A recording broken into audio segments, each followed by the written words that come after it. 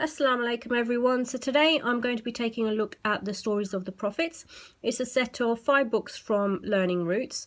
When I shared the picture on Instagram and Facebook, I had a few messages from people saying that they were waiting for my review because they wanted to learn a bit more about them before they actually took the plunge and purchased them. So while I was sitting there writing up a review, I thought, why not do a quick video flicking through the book so you can actually see see the contents and see if it's something you want to purchase. There's 5 books in the set, as you can see. They all take the same format. So what I'll do is I'll just go through one, and that will give you a good idea of what's actually in all 5 of them.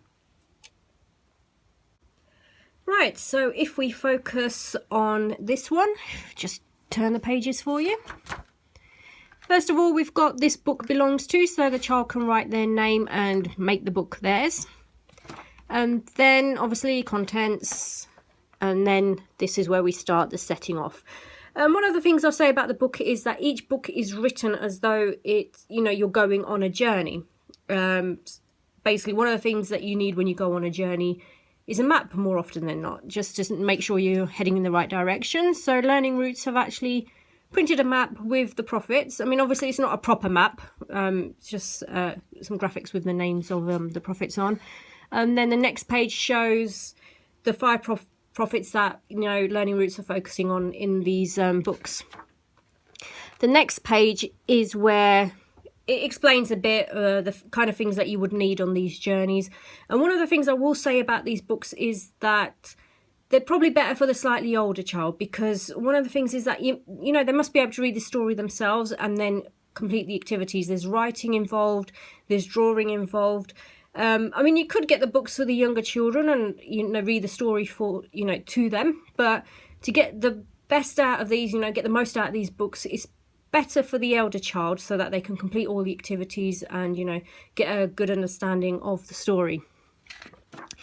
So as we move on, it explains a bit about the book, and then you have the magic trick page. That's where a few words are mentioned. These are some of the words that will be used in the book, and at the end there's a few activities based on these words. And then we move on to the story. Within the books you have about 4 or 5 pages of the story, and then you have an activity. So here we go, turn a few other pages, and here's the first activity. So this activity is basically asking the child to reflect on what they've read so far, and then think about what they think is going to actually happen next, and then they have to write down what they think is going to be happening next. And then once they've done that, you carry on and read and see if you were right. So another 4 or 5 pages of the story, and then we hit a rest point. Obviously with any journey you need a bit of a break, don't you? So here we have a few of the words used in the story, and then the child is asked to basically write each of the words below in a sentence, and then that shows the kind of understanding they have, if they understand what the words mean, and put them in a sentence. Then we have Jump the Fence. I quite like this. It's basically some of the events that have so far happened in the story, and you have to put them in order. And it's a good way of making sure that the child understood what's happened so far and they remember the sequence of events. Moving on, another activity, Cross the River. Basically this one is connecting the questions to their answers. And then again, Climb the Mountain, another activity. A few statements, and some of the statements are incorrect, and you have to basically correct them and rewrite them in the spaces provided. And then we move on to learning what happens at the end of the story. So a few more pages of the story and another activity. So this particular activity is talking about characteristics, and the characteristics that I've shown in the book that are they're a strong part of a Muslim's character. And then it asks you to think of other strong characteristics of the prophet that you've come across in the story. I mean, this one is saying that a trust in Allah was shown, so then the child has to think about what other characteristics were shown. Carrying on to finish off the story, another 3 or 4 pages, and then we hit the rest point. They've reached the end of the journey, end of the story, but you still got a bit of work to do. Again, there's a few words like before, and you have to put them into a sentence. Then we have Jump the Fence again. This is more of a drawing activity. You have to draw the missing pictures in the sequence of events and basically explain what's happening in each picture. Turning over, you have Cross the River. This is a set of multiple choice questions testing the child's knowledge of the story. There's quite a few there.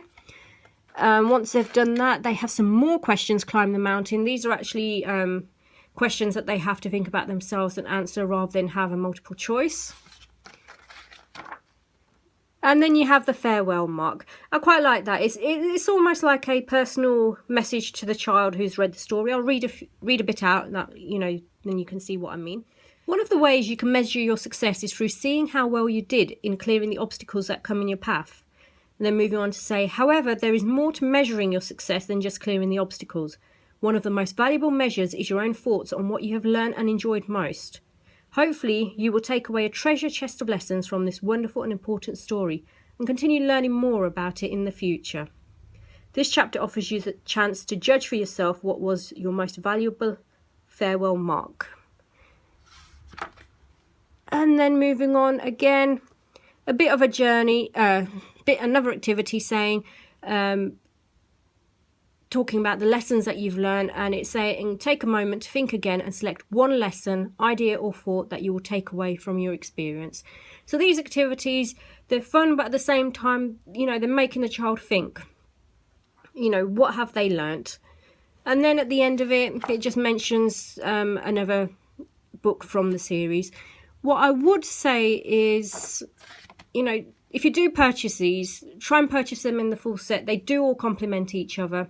And, I do think they're worth it. I mean, this page here has some of the answers to some of the activities.